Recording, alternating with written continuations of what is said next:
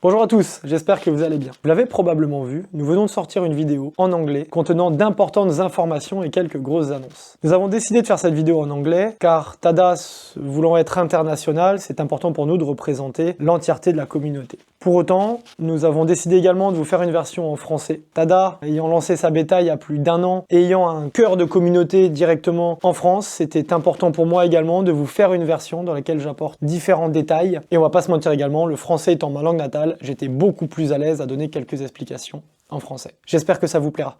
Bonjour à tous, j'espère que vous allez bien. Aujourd'hui, ça va faire quasiment 2 mois que nous avons lancé officiellement l'application Tada sur les stores. Je vous partage cette vidéo pour plusieurs points. Tout d'abord, je vais vous partager ouvertement les différents constats que nous avons pu faire au long de cette aventure, les différentes conclusions auxquelles nous en sommes arrivés. Également, je vais vous dévoiler différents chiffres, nos KPI, la performance que Tada est capable d'offrir aujourd'hui sur le marché. Et enfin, quelques annonces intéressantes sur ce qui va se passer dans l'avenir de Tada, sur cette nouvelle phase que nous allons entamer. Et ça vous en dira pas mal également sur l'ambition que nous avons sur le projet. Et tout d'abord, je voulais remercier sincèrement la communauté et les personnes qui, d'ailleurs depuis plus d'1 an aujourd'hui, nous soutiennent au travers la bêta, au travers des différentes phases, nous partagent différents feedbacks, nous aidant petit à petit à améliorer l'expérience utilisateur et également améliorer l'application de manière générale et tout simplement qui nous permettent d'avancer aujourd'hui. Pour commencer, je vais revenir sur un des moments les plus intenses que nous avons eu à vivre au sein de Tada,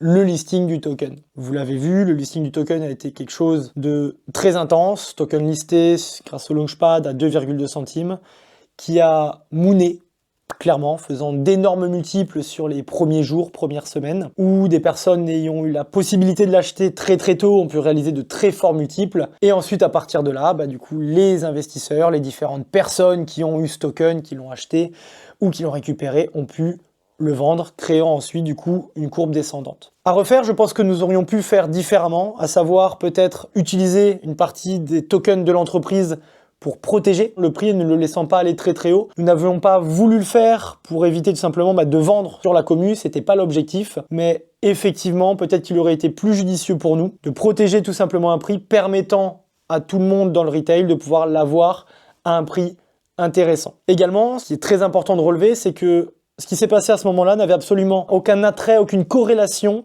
au business fondamental de Tada. L'application n'était pas sortie, le système de buyback n'était pas live, c'était tout simplement de la pure spéculation, malgré tous les disclaimers que nous avons pu effectuer. Pour autant, ça a été assez compliqué par la suite. Prenez par exemple CoinMarketCap ou CoinGecko, qui nous ont listé avec quelques jours / semaines de décalage, en fait ne prenant pas la création du token depuis le début, laissant apparaître uniquement une pente descendante qui ne représente pas du coup ce qui s'est passé. Donc ça c'était le premier point, on va dire la première leçon. Bien évidemment à refaire on aurait fait différemment, mais c'est toujours plus simple de le dire après. Retour d'expérience également très important, d'ailleurs peut-être même un des plus importants, le business. Vous le savez, l'objectif de Tada, qui est un vrai business model, c'est de fournir de la data de qualité aux entreprises qui font de l'intelligence artificielle. Ces entreprises ont des besoins. On s'est rendu compte, par exemple, si je vous prends du coup le besoin de la qualité, sur un des échantillons qu'on avait fournis précédemment, certains clients nous a dit « La qualité de l'échantillon est trop bonne ». Elle est trop bonne parce qu'elle a été homogénéisée avec un système d'AFE. Les AFE sont une couche logicielle qui se trouve dans vos téléphones et qui, quand vous enregistrez un audio, directement vont réduire les bruits de fond, vont annuler l'écho et vont faire en sorte de mettre le volume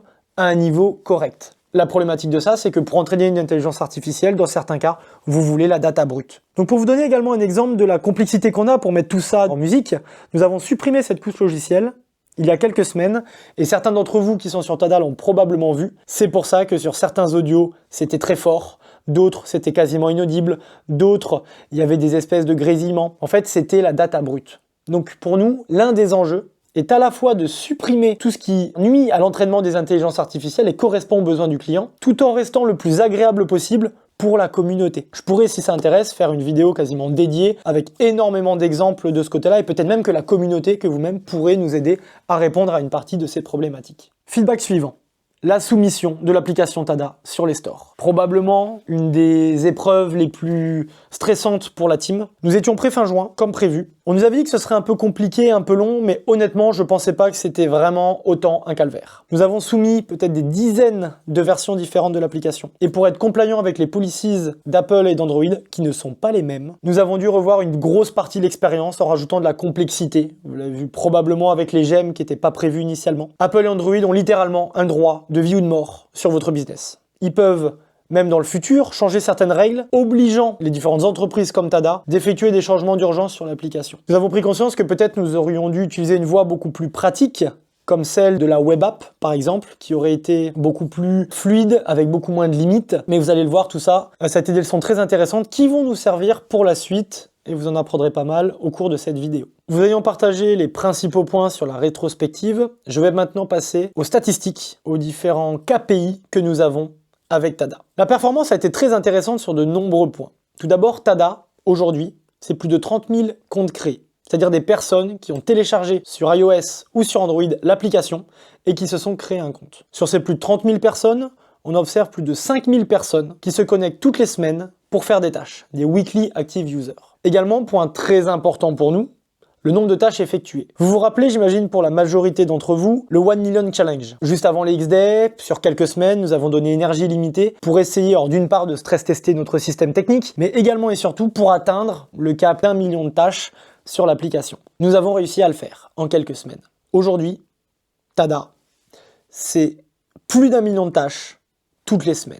Également, KPI très important pour nous, la diversité des tâches. Vous le savez, Tada s'est créé à la base avec l'ADN de mon frère et moi, en France, avec une communauté française, ce qui nous a permis d'être propulsés, de se faire connaître. Mais c'est également un gros challenge pour nous de s'ouvrir à l'international si nous voulons être capables d'être suffisamment diversifiés pour pouvoir adresser des clients dans le monde entier. Aujourd'hui, petit à petit, nous y arrivons. La communauté française représente actuellement à peu près 45% de la communauté totale des personnes qui font des tâches sur Tada. Enfin, en termes d'acquisition, vous le savez probablement, il y a différentes méthodes de faire de l'acquisition d'utilisateurs. Il y a de la communication classique avec des KOL, avec des médias, ce qui se fait souvent quand on lance un projet ou quand on arrive dans un pays. Nous avons des types de communication qui sont de manière passive, en tout cas pour nous, par exemple le referral, donc tout ce qui est l'affiliation, le parrainage, extrêmement important, et vous allez le voir, ça va être la pierre angulaire d'une stratégie que nous sommes en train de mettre en place, et également de la publicité payante, comme on en voit tous sur les réseaux, sur Twitter, sur Facebook, sur Google, sur Insta, etc. Nous avons bien évidemment testé tous ces systèmes, mais l'un d'entre eux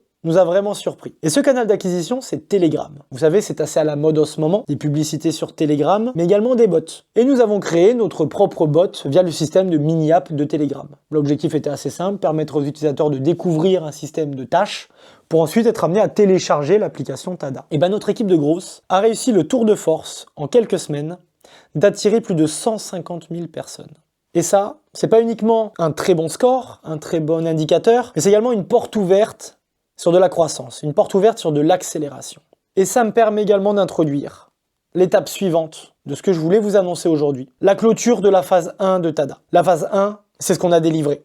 Entre l'idée de base, ce qu'on a réussi à en faire et ce qu'on a aujourd'hui livré à la communauté. Une application Android, une application iOS, des millions de transactions, de la data qui peut transister, un système de paiement en passant par le token. Grosso modo, par rapport à la promesse initiale et les arbitrages que nous avons dû effectuer, nous clôturons cette phase 1. Ça me permet également aussi et surtout de vous annoncer l'étape d'après. Cette étape d'après, la phase 2, sera concentrée sur de la croissance, sera concentrée sur de l'accélération. Tout d'abord, la première annonce que je ferai pour cette phase 2 est que vous retrouverez prochainement l'intégralité de l'expérience Tada disponible sur Telegram. Par l'intermédiaire d'une mini-app, tout ce que vous pouvez faire sur iOS ou sur Android, vous pourrez également le faire, allant de la création du compte jusqu'au développement des tâches, la connexion du wallet, etc. Bien évidemment, les applications natives seront toujours maintenues, mais cela nous permettra de nous émanciper au cas où Apple, par exemple, souhaiterait de changer ses policies. Ça nous permettra également d'envisager totalement une web app qui pourrait également être disponible. Enfin, et ça fait partie de l'introduction que j'ai effectuée, cela nous permettra de pouvoir augmenter drastiquement la croissance en termes d'acquisition d'utilisateurs, car actuellement, la plateforme Telegram est l'un des meilleurs outils que nous pouvons utiliser. Le point suivant concerne la transparence. Nous avons fait un constat. Malgré le fait que nous développons énormément de features pour essayer d'atteindre nos objectifs, de suivre nos KPI, certaines fonctionnalités sont pas forcément bien reçues par la communauté. Et le constat que j'ai fait, en tout cas ma conviction, est que c'est principalement parce que la communication qui a été faite autour de ces fonctionnalités n'est pas forcément la bonne, et elle ne peut pas l'être parce que le tableau de bord que nous suivons, vous n'y avez pas accès.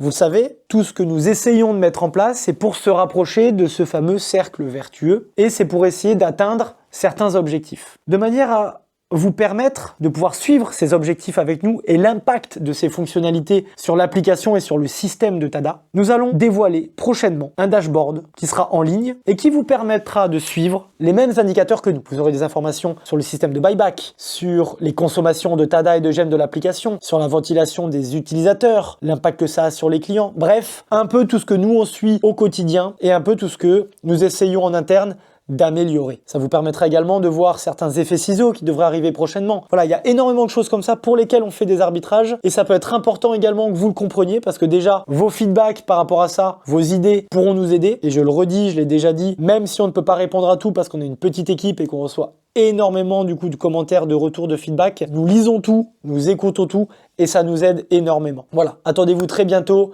à avoir ça disponible. Le point suivant concerne le staking. C'est pas une grande surprise.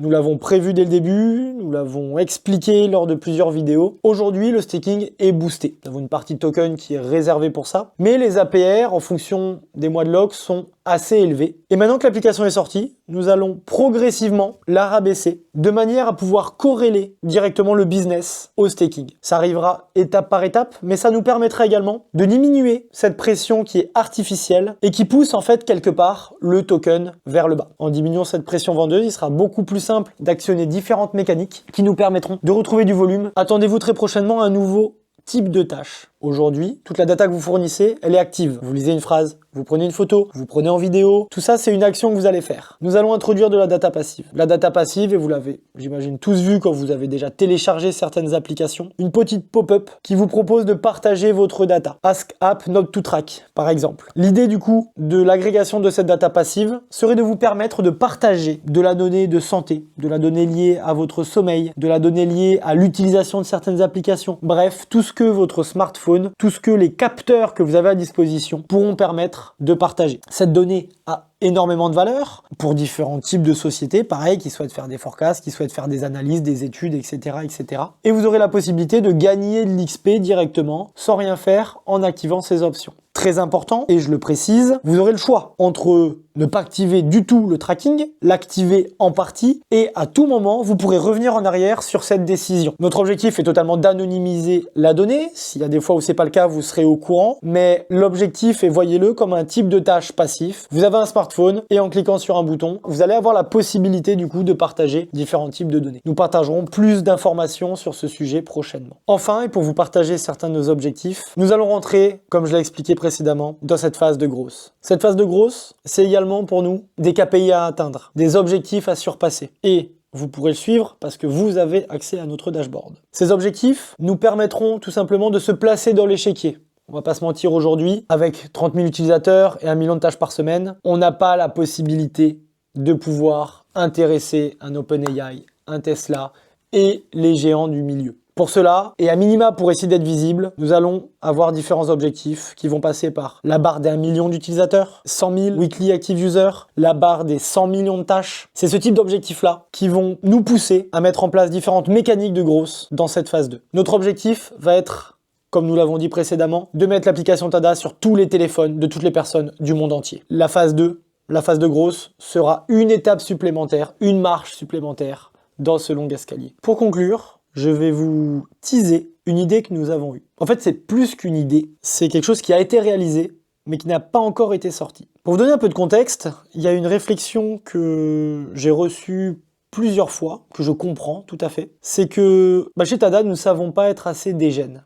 Nous ne sommes pas assez Web3. Je le comprends tout à fait, mon ADN en tant que founder est que, voilà, vous le savez, je viens du monde du Web2, avec des entreprises que j'ai pilotées de manière très cartésienne, et c'est, pour être tout à fait transparent, assez compliqué d'arriver dans cet écosystème Web3 qui va vite, qui a des idées qui sont très atypiques. Pour autant, ça fait partie de l'exercice. Et effectivement, nous avons pu l'observer, il y a des mécaniques qui peuvent être créées dans le Web3, et avec l'équipe, on vous a concocté une petite surprise qui va avoir un impact considérable sur l'application, qui va toucher les tokenomics, qui va toucher la mécanique d'addictivité, qui va permettre d'accélérer la croissance directement des utilisateurs et de l'obtention de tout ce qu'on est en train de faire sur Tada. C'est prêt aujourd'hui, mais nous n'allons pas le sortir aujourd'hui, parce que nous apprenons de nos erreurs et nous avons observé la bonne annonce au bon moment pour avoir 10 fois plus d'impact qu'une annonce dans un marché compliqué où clairement tout le monde a le vent de face. Je clôturerai cette vidéo par vous remercier encore une fois, vous, notre communauté, pour ce que vous faites au quotidien pour nous, pour les tâches que vous accomplissez, pour les feedbacks que vous nous partagez, et également pour l'énergie que vous nous donnez, parce que c'est pour ça que nous continuons à avancer, et c'est grâce à ça que l'équipe, nuit et jour, week-end inclus, travaille pour vous fournir la meilleure expérience possible. Tada, c'est un projet que nous avons commencé il y a 3 ans, que nous voyons sur le long terme et pour lequel nous avons énormément d'idées, mais c'est avant tout pour vous que nous souhaitons délivrer le meilleur de ce qui est possible. Je vous dis à très bientôt et merci de m'avoir écouté. Au revoir.